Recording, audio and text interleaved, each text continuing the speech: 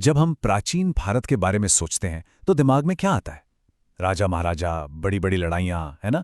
लेकिन कहानी इससे कहीं ज्यादा गहरी है। ये कहानी है उन कह सकते हैं ब्लूप्रिंट्स की, वो नींव के पत्थर जिन पर आज हमारी पूरी सिविलाइजेशन खड़ी है। तो चलिए साथ मिलकर इतिहास के इन कमाल के पन्नों को पलटते हैं। नहीं नहीं, ये कोई साइंस फिक्शन फिल्म की कहानी नहीं है। ये हमारे ही भारतीय उपमहाद्वीप की जमीन में दबी एक सच्चाई है। और यही सवाल हमें सीधे उस दौर में खींच ले जाता है जब भारत में शहरी जीवन का पहला और शायद सबसे शानदार प्रयोग हुआ था। तो मिलिए सिंधु घाटी सभ्यता से, एक ऐसी सिविलाइजेशन जो अपनी अर्बन प्लानिंग में पता है रोमन से भी सदियों आगे थी। ये जो तस्वीर सामने है, ये है मोहनजोदाड़ो का फेमस ग्रेट पाथ। अब इससे सिर्फ एक तालाब समझने की गलती मत करना, ये उस जमाने की इंजीनियरिंग का एक अजूबा था और इस बात का सबूत कि उनका कम्युनिटी लाइफ कितना डेवलप था। तो चलिए अपनी कहानी का पहला ब्लूप्रिंट यहीं से उठाते हैं। बात करते हैं भारत के सबसे पहले शहरों की, हड़प्पा और मोहनजोदड़ो। ये शहर तो किसी भी मॉडर्न आर्किटेक्ट के लिए एक सपने जैसे हैं। सोचकर देखिए, सड़कें एकदम सीधी, एक दूसरे को 90 डिग्री पर काटती हुई, ग्रिड पैटर्न में, और हर घर में अपना बाथरूम। और क्या कमाल की ड्रेनेज व्यवस्था थी। मतलब एक ऐसा सिस्टम जो पब्लिक हेल्थ और सफाई का इतना ध्यान रखता था। ऐसा तो दुनिया के कई हिस्सों में हजारों साल बाद तक नहीं देखने को मिला। यह साफ दिखाता है कि वो समाज कितना ज्यादा ऑर्गेनाइज्ड और डिसिप्लिन्ड रहा होगा। लेकिन उनकी इतनी सारी अचीवमेंट्स के साथ जुड़ा है एक बहुत बड़ा रहस्य। ये है उनकी लिखावट, उनकी स्क्रिप्ट। अपनी इंजीनियरिंग इंजीनियरिंग और प्लानिंग के बावजूद एक चीज जो वो पीछे छोड़ गए, उसे हम आज तक समझ नहीं पाए हैं। हम इसे पढ़ ही नहीं सकते। जरा सोचिए, अगर हम इसे पढ़ पाते तो उनके भगवानों के बारे में, उनके राजाओं के बारे में, उनकी रोज की जिंदगी की परेशानियों के बारे में क्या कुछ नहीं पता चल जाता। ये सिंधु घाटी का आप कह सकते हैं सबसे बड़ा अनसुलझा सवाल है। तो सवाल उठता है, इतनी शानदार सिविलाइजेशन खत्म कैसे हो गई? किसी बड़ी लड़ाई या हमले की वजह से नहीं, बल्कि प्रकृति की एक धीमी पर जबरदस्त ताकत की वजह से। ज्यादातर एक्सपर्ट्स यही मानते हैं कि क्लाइमेट चेंज और नदियां सूखने की वजह से ये सभ्यता धीरे धीरे खत्म हो गई।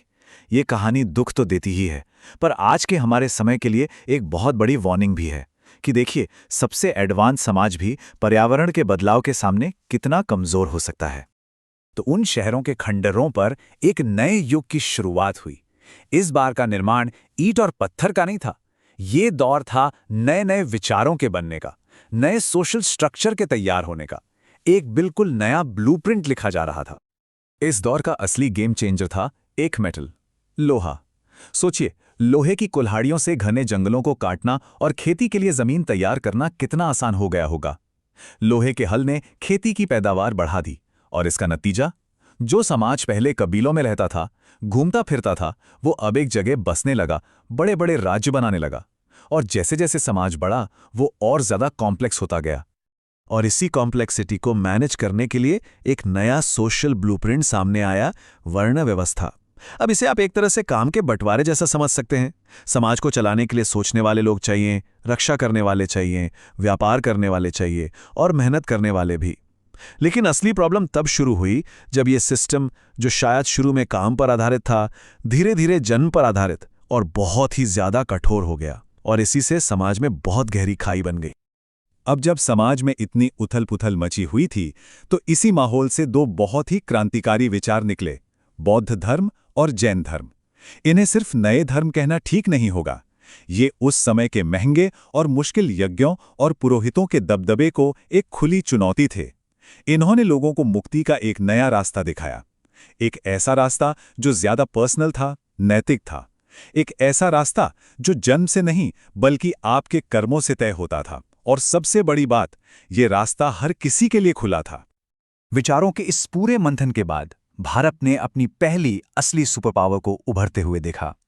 एक ऐसा एम्पायर जो किसी देश जैसा नहीं, बल्कि एक बहुत बड़ी सेंट्रलाइज्ड मशीन की तरह काम करता था।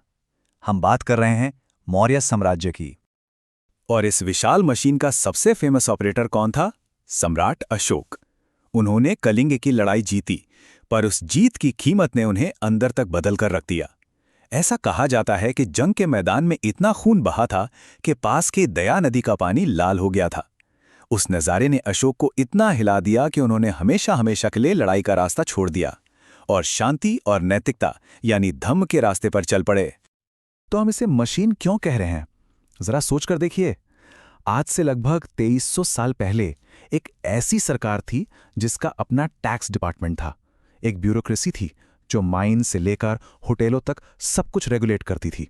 और तो और एक ऐसा स्पाई नेटवर्क था जो आज की किसी भी मॉडर्न एजेंसी को टक्कर दे सकता था।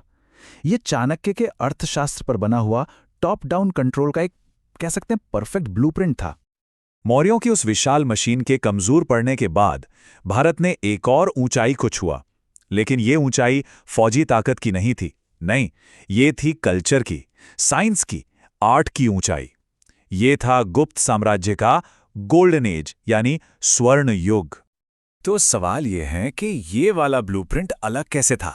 देखिए, अगर मौर्य एम्पायर एक बहुत बड़ी सेंट्रली कंट्रोल्ड कंपनी की तरह था, तो गुप्त एम्पायर एक फ्रेंचाइज मॉडल जैसा था।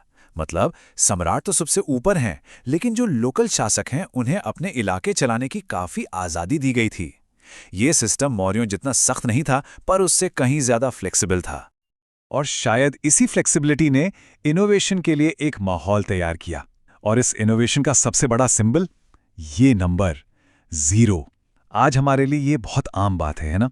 लेकिन सोचिए, 0 के बिना ना बाइनरी कोड होता, ना कंप्यूटर्स होते, न ही हमारा ये आज का डिजिटल वर्ल्ड होता। ये शायद प्राचीन भारत का दुनिया को दिया गया सबसे जरूरी इंटेलेक्चुअल गिफ्ट है।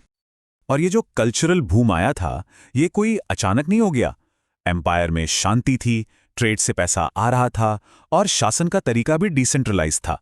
इन सब ने मिलकर एक ऐसा माहौल बना दिया जहां आर्टिस्ट्स, साइंटिस्ट्स, पोएट्स सब फल फूल सकते थे। ये समझिए कि क्रिएटिविटी और इनोवेशन के लिए एक परफेक्ट माहौल बन गया था।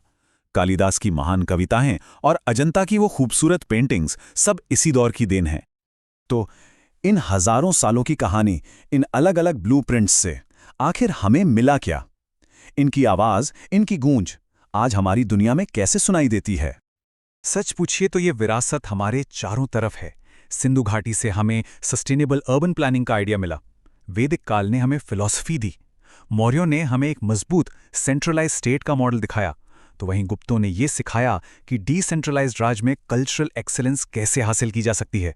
0 से लेकर अहिंसा तक इन पुराने विचारों की गूंज आज भी हमारी दुनिया को शेप दे रही है। ये एक बहुत जरूरी सवाल है जिस पर हमें सोचना चाहिए।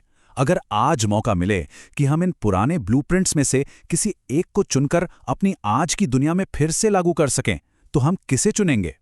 क्या हम सिंधु घाटी की शानदार अर्बन प्लानिंग को वापस लाएंगे या फिर अशोक की नैतिक शासन वाली पॉलिसी यानी धम्म को? इसका जवाब कहीं ना कहीं इतिहास की गहराइयों में ही छिपा है। बस जरूरत है उसे फिर से खोजने की।